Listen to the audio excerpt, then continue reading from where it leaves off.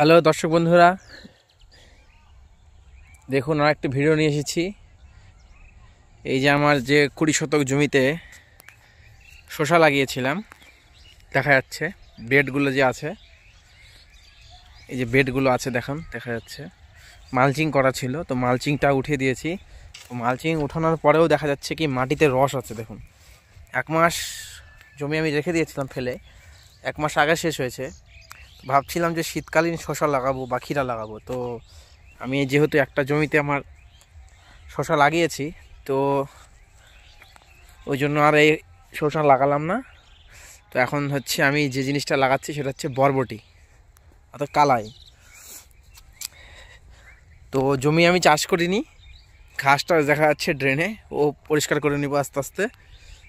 Mulching paper উঠিয়ে, ওই যে মালচিং পেপার ঠিক ওই সাইডে দেখুন রাখা আছে, মালচিং পেপার উঠিয়ে এখন আমি জাস্ট শুধু কোদাল দিয়ে একটু করে কুদলে নিয়ে এই যে দাগ দিয়েছি। এখন এটার মধ্যে আমি বরবটির বীজ রোপণ করব। এই যে আমার বরবটির, এই যে বরবটির দেখুন বরবটির বীজ। তো এটা লাগানোর নিয়ম দেখিয়ে দিচ্ছি। আমি জাস্ট কোনো খাবারও দিইনি, শুধু শসা লাগিয়েছিলাম, সেখান থেকে মালচিং পেপার উঠিয়ে দিয়েছি। মালচিং পেপার উঠিয়ে দিয়ে কোদাল দিয়ে জাস্ট একটু করে হালকা করে কুদলিয়ে এই যে বরবটির বীজ আমি রোপণ করছি। দেখুন 1 বিঘের একটু বেশি বেশি দিয়ে দিচ্ছি।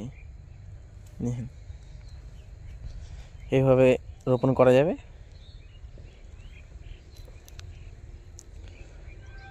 এই যে বীজ ফেলছি। তো বরবটিতে খরচা কম, বরবটিতে অত সারও লাগে না।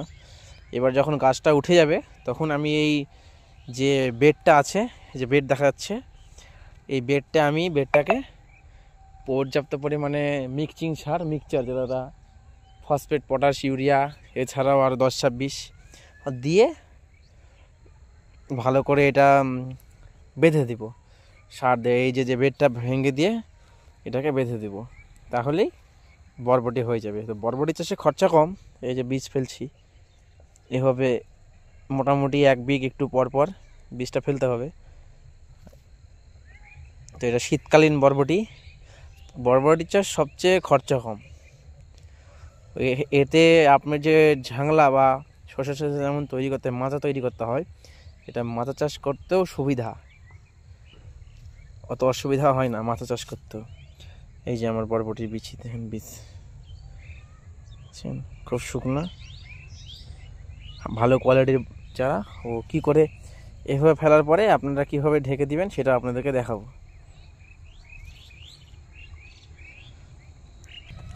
তো দেখুন বীজ ফেলা হয়ে গেছে।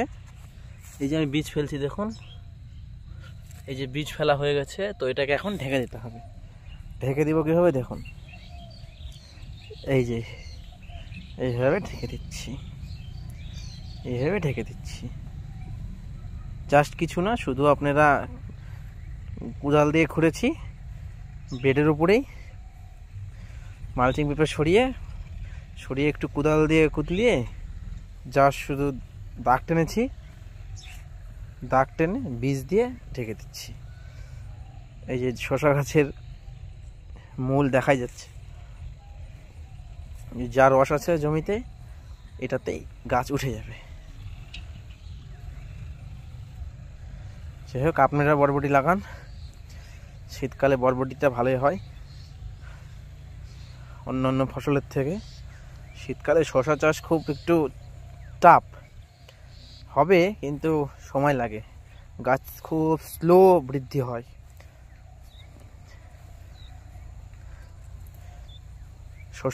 বরবটি লাগান, করলা লাগান, করলাটা ভালো হয়। করলা আমি লাগিয়েছি, করলা দেখাবো ভিডিও। আমি